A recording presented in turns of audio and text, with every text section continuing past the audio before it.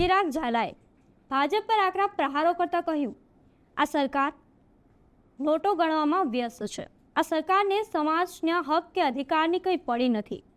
જાહેરમાં આ સરકારનો બહિષ્કાર કરો. નમસ્કાર, હું છું અમલ.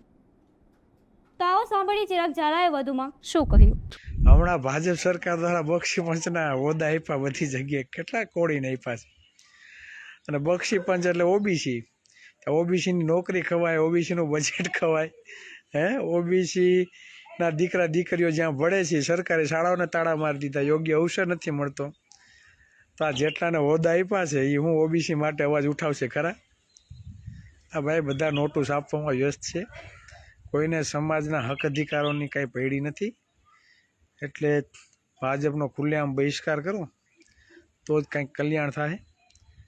બાકી હંમેશા ન્યાયની ભીખ માગવાનો વારો આવશે. નવનીતભાઈનામાં માગવાની રહી. આ બે દીકરીઓને જે પરિસ્થિતિ થઈ છે એના પરિવારની, બરાબર, તેમાં પણ હજી ન્યાય જ માગે છે. કેટલા દિવસ થઈ ગયા? 2 તારીખનો બનાવ છે, આજે 18 તારીખ થઈ, હજી આમને આમ કરવાનું છે. એટલે સમજો. અને યુવા કોળી એકતા સંગઠનના જે પણ સાથી મિત્રો છે ભાઈ, તાલુકામાં જે કામગીરી આપણે આપીએ, બરાબર, ટૂંક સમયમાં હું તમને લેખિત પણ મોકલું છું.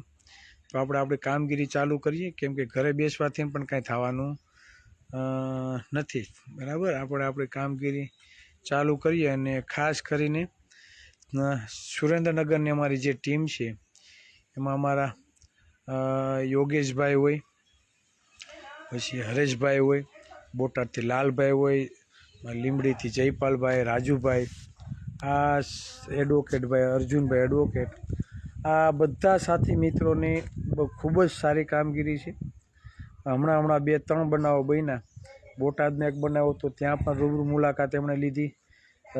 કાલે જે સમાચાર મળ્યા કે એક આપણા પરિવારની ત્યાં કંઈક તોડફોડ થઈ અને કંઈક લૂંટ થઈ, બરાબર, તાળા તોડવામાં આવ્યા સરકારી કર્મચારી દ્વારા.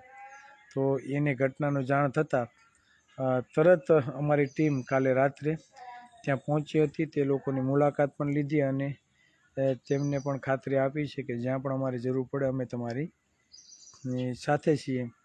એટલે સમાજના હક અધિકારો માટે, અન્યાય સામે લડવા માટે આમંત્રણ ના હોય, ખ્યાલ પડે કે એમાં અન્યાય થયો છે એટલે પહોંચી જાય, એ સાચા કોળીની નિશાની. તો આ જે પણ ભાઈઓ અડધી રાતે સમાજ માટે જે ઊભા રહે છે તે બધાને ચિરાગ ઝાલાના દિલથી વંદન. ખાસ સુરેન્દ્રનગર અને બોટાદ જિલ્લાની જે ટીમ મળી છે તેને ભાઈ 100 સલામ. અમારે કહેવું નથી પડતું કે તમે ત્યાં જાઓ, બરાબર, ત્યાં જઈને ફોન કરે, ચિરાગભાઈ અમે અહીંયા મુલાકાતે આવી ગયા છે. એટલે ખૂબ જ આનંદ થાય છે કે એવા યુવાનો, એવા વડીલો આ સંગઠનમાં જે જોડાઈ રહ્યા છે, બરાબર, તે બદલ તે સર્વેનો ખૂબ ખૂબ આભાર. રાતે નવા વિષય સાથે ફરી આપણે મળીશું. જય સંવિધાન, જય ભારત. ચિરાગ ઝાલાની વાતથી તમે કેટલા સહમત છો કોમેન્ટ કરીને અમને જરૂરથી જણાવજો. અત્યાર માટે બસ આટલું જ. ધન્યવાદ.